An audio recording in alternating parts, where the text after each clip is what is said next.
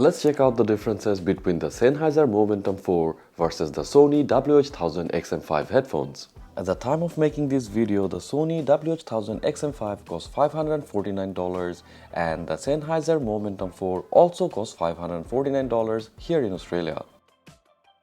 You can carry the Sony WH-1000 XM5s in a hardshell case which has a slim profile with a magnetic flap inside to carry all the cables. The Sennheiser Momentum 4 also has a hardcover case which is a bit small than the Sony XM5's case. But what I love the most is how well the internal space has been utilized for organizing all the peripherals with the help of appropriate marking and elastic bands holding things down tightly. In terms of design, the XM5 has a thin stepless slider with a foam padded headband, though we get a more streamlined look on the XM5 than its predecessors, but they do feel a little bit fragile, and that is because of Sony's choice of going with recycled plastic as building material.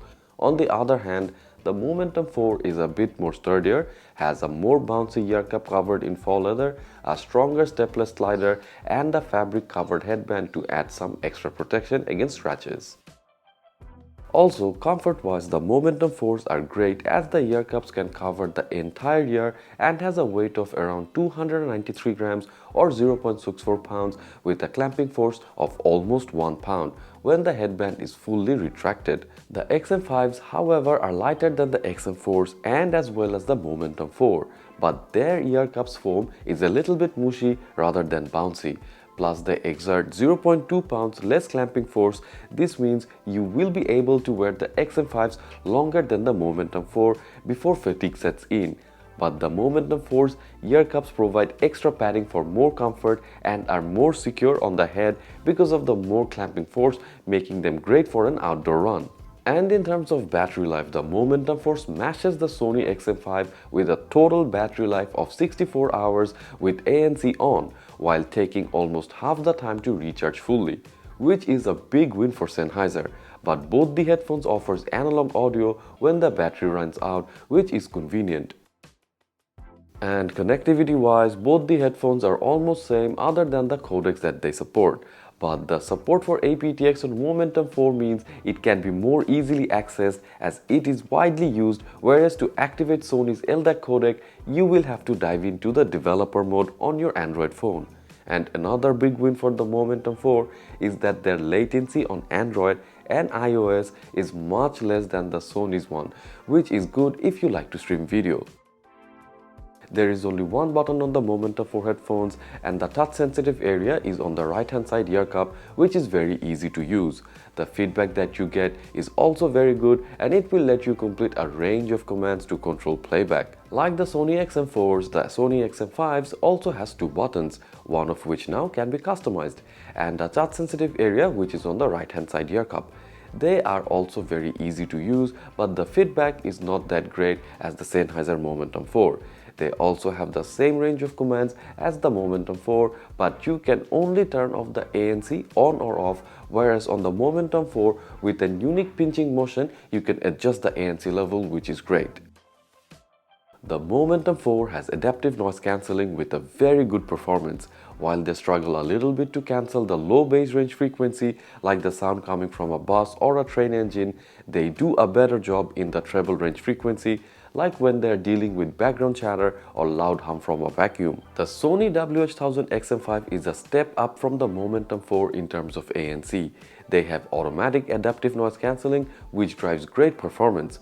While they are not as good as cancelling the bass range frequency than the XM4s, but they are more effective than the Momentum 4 for sure. Particularly noise from below the 100Hz frequency where a lot of droning and rumbling sound comes from, the Sony XM5s performs really well. However, I do have a small complaint against the XM5 and that is to do with how they optimize the ANC based on the environment around you.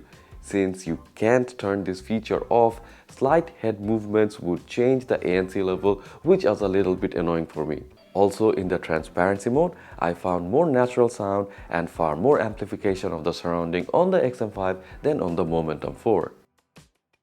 Both the headphones have a similar bass-heavy sound profile with some differences.